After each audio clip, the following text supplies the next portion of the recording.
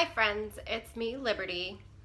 Today, I was gonna do a quick video because I haven't done a video in a long time, and I definitely haven't been doing my library updates or anything like that.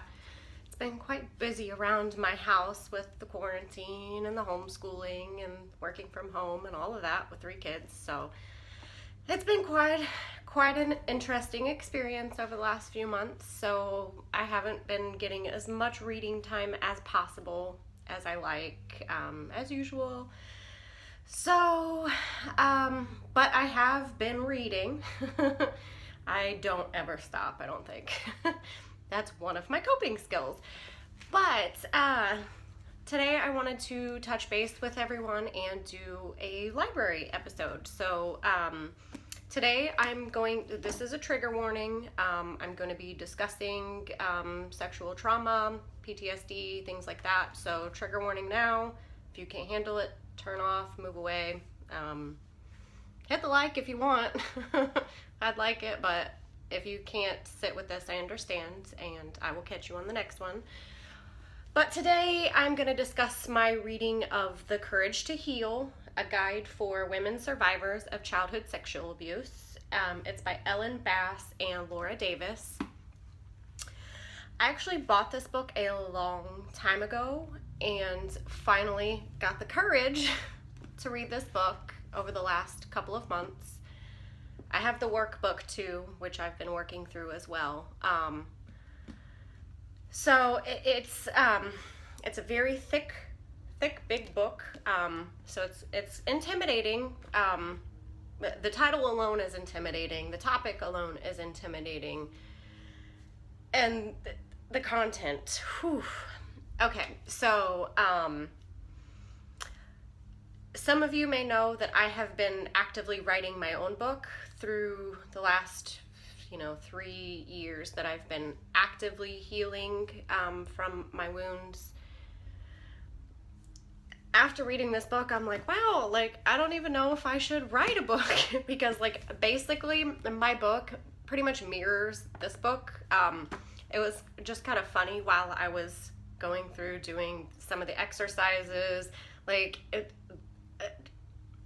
somehow my intuition, my inner guide guided me through all of finding healing tactics. Anywhere I could find, I would, pick pieces here and there of any kind of therapy and anything I could find and put it to practice. And this book pretty much follows that same path.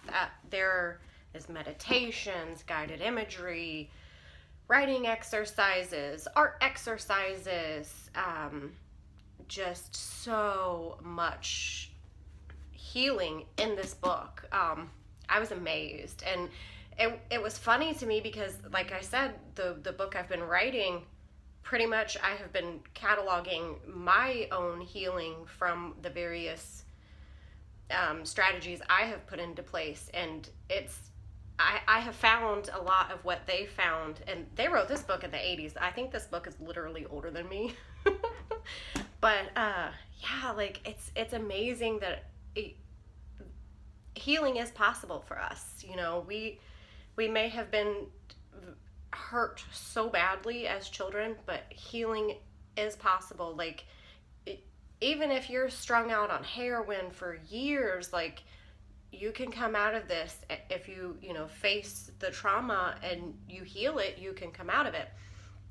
And so I just wanted to address a few of the topics that mattered to me in the book. I'm not going to go over in detail like I do the others, because I will be doing more videos on this, because as you may be aware, this is kind of my area of expertise. I am actively trying to heal myself, and I'm coaching trauma survivors now, and I'm going to school for psychology so that I can actually help trauma survivors. So I just wanted to pick a few topics. I know for me, I had already done tremendous amounts of healing work, and a lot of the things that I read in the book, I was just reading through, yep, done that, yep, done that, yep, done that, yep, do that, yep, okay. So, like, this book was nothing new for me.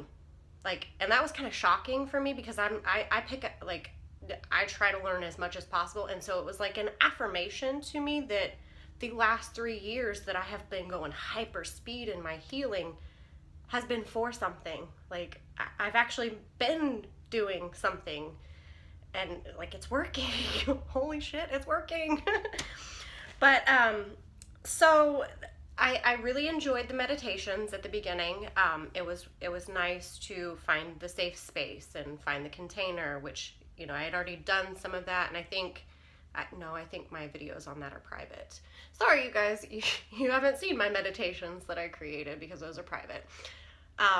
Maybe I'll make some later. I don't quite feel comfortable yet as a hypnotist. But there's some very nice guided meditations in the books. There is 2 books. There's a workbook that goes with it. So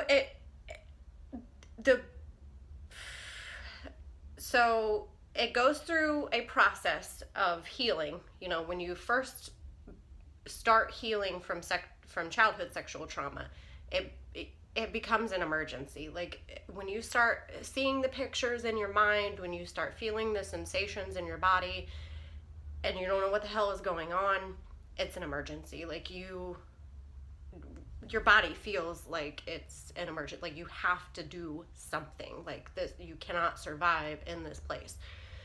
And that's kind of what thrust me into my healing, was the pictures I was seeing, the feelings I was feeling. Like, it was the emergency state. And I 3 years ago, I had to figure out a way to heal myself. And that's pretty much what I've done. So it talks about, in the beginning, about being in the emergency phase, and, you know, remembering the abuse. You'll have pictures, you'll feel sensations, you have all this various stimuli coming at you in the remembering phase of a particular trauma. Some of us may have only had like 1 or 2 traumas. Some of us have had major traumas, multiple major traumas. Some of us have had multiple minor traumas. Some of us have had a trauma from several different abusers. It's and the book goes over so many options. Like, it could have been, you know, a friend of the family, a neighbor, a stranger, a parent, a grandparent, a sibling. Like, there are so many people that can abuse us, as you are, I'm sure, well aware.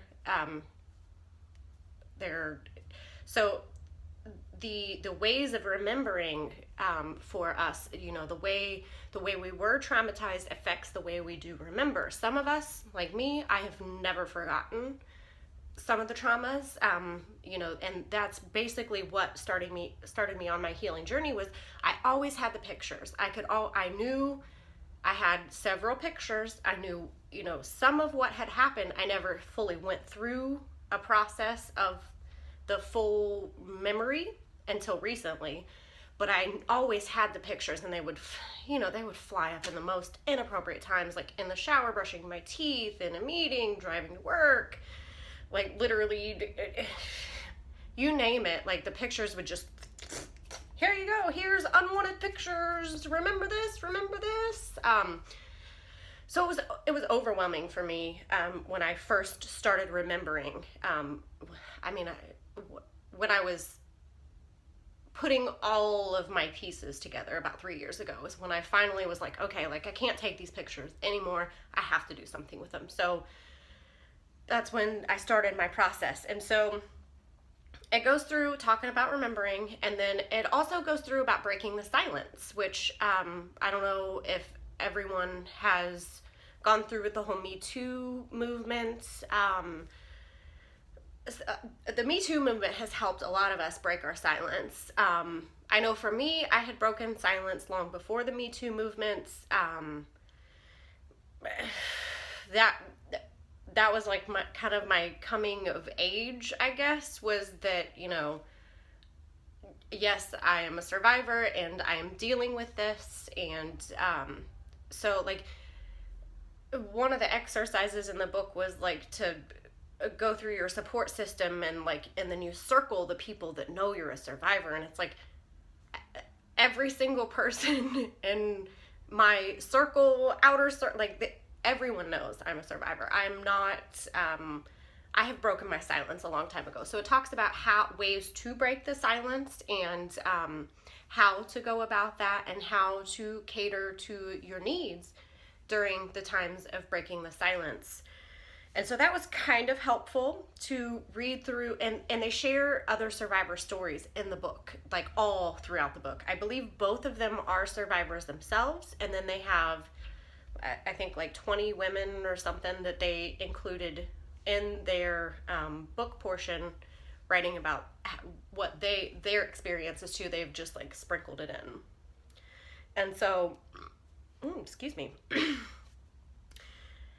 After the breaking the silence, we kind of understand the faults that, they go into detail explaining how it's not our fault, and some exercises to get us to realize it's not our fault. And one of the things I really loved was they suggested looking at a child around the same age that you are when you were traumatized. And so it's been interesting for me, because all of these years I've been watching my little kids grow up and seeing them at the various ages of, when I was traumatized. And it really does help to see, like, when you're looking at a 3-year-old and you're like, holy fuck, like, there was no fucking way that was my fault. Like, there's no fucking way a 3-year-old could be at fault. Like, so that really helped me to see, like, to put it into perspective, because all these years I blamed myself, telling myself, oh, it was my fault. Like, but then when you look at a 3-year-old, you're like, there's no fucking way it was my fault. And so that, like, sorry, I'm getting a little bit emotional, but coming to terms with that was one of, I think, my biggest eye-opening experiences was the fact that, there's no fucking way it was my fault. So they give tips on how to come to that realization that it's not your fault. And like I said, the one that I liked was viewing my own children at the ages that around the trauma. And that really, that hit me in the gut. And then you can go into the grieving of the childhood, the family you never had, the childhood you never had, all of the things that you lost or didn't get to participate in along the way. You really go through a deep grieving process. Like, I had grieved before, but like this was a whole new level of grief when you fully stay in your body and fully process a trauma memory. There was a lot of grieving, and then comes the anger. And I know, like, in the stages of grief, I think anger or like acceptance goes after. I don't know the stages of grief that well. I know there's 5 of them, and I kind of know what they are, but it's not really applicable to this video right now. But coming to that anger and really getting in touch with it, that they explain in the book, like, how to do that, how to get in touch with that anger, how to use it. And that was kind of helpful. I don't have a problem getting in touch with my anger. I kind of have the opposite problem where I get angry at everything because I'm a fun fight. So if I can't love it away, I'm gonna fight it away. And so, like, but I can see how other survivors may have issues getting in touch with that anger, being afraid of that anger. I for years was afraid of my anger because, God only knows what I could do when I fully felt that rage. But then they also talk about how we usually turn the hate and anger on ourselves, and like that's why we self-destruct. That's why we go for a 10-mile run when we haven't ran in 6 months because we're trying to beat ourselves up for something, or why we binge eat at 10 o'clock at night, eat 3 bags of cookies, or why we drink too much, or why we smoke cigarettes, or why we do cutting behaviors. Or there are so many ways that we turn that anger onto ourselves because we're afraid to turn that anger outward where it belongs. And they go through some exercises to help us really turn that anger back where it belongs, and at least have us cognitively know that, you know, the inner child in us is not the right place for our anger. Our anger belongs with the perpetrator. And so that kind of helps really turn that around and start learning to love ourselves. And forgiving ourselves too. The forgiveness chapter. This is really weird for me because the book that I have been writing, like literally, it's so similar to this book that it scared me. And I'm like, wow, okay, like I think I'm just gonna not write my book for right now. It's been on the back burner for like a year, and now it's definitely on the back burner because I'm gonna have to change it all around because somebody already wrote my book. But so it's talking about forgiving ourselves and finding that the resolution of the trauma memories. And it was kind of news to me that in order to fully resolve the memory, you really do have to sit with the entire memory and let it play out. And that was kind of news to me because all along I'd been like, oh, like I don't really need to go into that memory. I know it's there. I've seen the pictures. I don't need to go into it, you know. But there was a lot of healing that took place within me when I was able to fully sit and view it as a full memory. And I did some other things, and I will talk about that. I'll do another video on the process because I actually had 2 different timelines running when I was viewing the memory. I had my timeline of the memory, and then I had my timeline of the, I call them requiems. Those are pictures that I want in my head to put beside, like as standalone pictures of the trauma pictures, but I'll do another video on that later. But it was helpful for me to know that sitting with the memory and viewing it in its entirety does help resolve. You know, it's not the easiest thing, but it really does amazing things for your neurology and your biology. And then it talks about self-esteem and, you know, brain trauma and the effects of trauma on our bodies. It threw in some Peter Levine stuff, but it didn't like, it didn't quote him because maybe he came after this book because, like I said, this book is older than me, I think. It was written in the 80s because they're still talking about answering machines on this, and I'm like, I don't even remember an answering machine. But anyway, and it helps, there's a lot of talk about dissociation and staying in the body. As early sexual trauma survivors, many of us are highly skilled at dissociation. And so, you know, we have pretty much lived, like, there's a barrier here. Like, I live right here. My voice pounds at my third eye when I talk to myself. And, like, nothing down is connected. Like, well, at least it wasn't for years.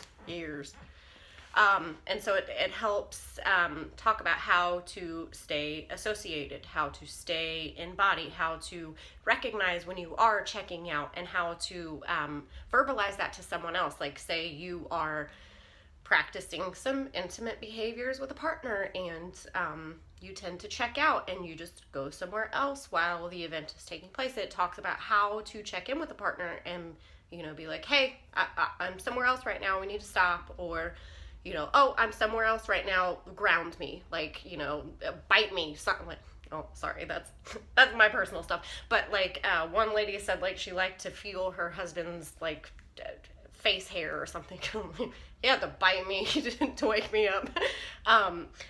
But there's grounding techniques that we can use to help us stay in our bodies. And a lot of talk about dissociation and how to overcome some of that and how to check in with other people and let them know that, hey, this is a problem I have, and, you know, get how to get support for that. And then I actually loved the section about reclaiming your sexuality. As you all have noticed, like, that's what I have been thrust myself into. Like, in order to heal my pictures, I had to find a way to reclaim my power sexually. And thank God for BDSM, because, like, that was my way of reclaiming my sexuality and reclaiming my sexual power and learning how to be intimate with another person and learning how to stay in body when you are having an intense scene. And their chapter was a little bland for my taste, so maybe when I write my book I will go more into the sexual healing. And honestly, I feel like that's my calling anyway, so I feel like they did give a lot of great advice for that, but they also gave like really bland advice, in my personal opinion. I know personally, one thing that stuck with me was there was a lady who was a survivor, and she had for years been celibate for like 20-30 years and just couldn't reclaim her sexuality. She couldn't get herself sexualized again. And the whole time they were trying to say, oh, you know, it'll come, or even if it doesn't come, like, you're gonna heal. And I'm like, she's asexual, like, come on. Like, there's a curve of sexuality. We've got asexuality all the way to homosexuality. And so, like, you know, my own personal stuff is coming. I'm like trying to scream at the book, like, just tell her she's asexual and she'll give it up, like, or she'll embrace her asexuality and won't feel like she has to, like, become this magical forest nymph or whatever. Like, so some of the stuff, like, really felt like it wasn't as evolved as I probably would have liked. But then again, like, I have been on this healing journey for 3 years, and it was written for people that are just now coming with their memories. So I see, I really loved that they even, you know, brought this section up and that they were talking about it. And they did a lot of talk about masturbation, which I am an avid masturbation advocate. Definitely learn your body. Learn who you are, learn to touch yourself, learn what feels good, learn what doesn't feel good, learn how to stay in your body when you masturbate. Because as I'll talk in later videos, masturbation is one of the keys that I use in my Requiem healing techniques. So definitely, they get 2 thumbs up from me on talking about masturbation. And for 20 years ago, like, they were talking about it 20 years ago. Like, wow, that was like in the Reagan era or something. I didn't think they talked about that back then. But that was really nice that they included reclaiming our sexuality. And another thing that really stood out to me was the fact that as a woman, we don't have to feel sexual arousal in order to be willing to participate in sexual activity. It's a choice that we can make as women. And I know there are men survivors too. Sorry guys, I'm not excluding you, and I don't think the book does either. The workbook is for men and women, but a lot of us women have a block. And honestly, I think some of it may be asexuality, because I'm pretty much asexual. So I think along the bell curve, but there is, a lot of us don't feel sexually aroused. Like, when, you know, if we have a spouse, like, if he touches us in a certain way, or if she touches us in a certain way, like, we just don't feel aroused. And it acknowledged that sometimes we don't feel arousal, and that it's okay if we choose to participate in the activity, that all we need is a willingness to participate. Willingness to try. You know, we don't have to be like panties dripping wet, ready to, like, you know, just take it all off. Like, we can be totally, like, somewhere else and, you know, we're like, oh, I'm willing to be close to my partner. I'm willing to see what it feels like when I touch myself. Like, just willing to try. I don't have to get off. And that was another thing that I loved, that they, in their talk, they, in the book, they're like, if you start to feel numb, stop. Because, you know, when we were being abused, our bodies went numb, and, you know, the event still continued. So a lot of owning our own power is that if we do go numb, or if we do check out, to like bring ourselves back, to notify the partner, notify ourselves. If we're doing it alone, notify ourselves, hey, like, I'm checked out, or I went numb, stop. And the process of owning our bodies and learning our bodies, and even bringing a partner in, is about owning that, just the pleasure of it. It's not about orgasm, like, because a lot of us women don't reach orgasm anyway.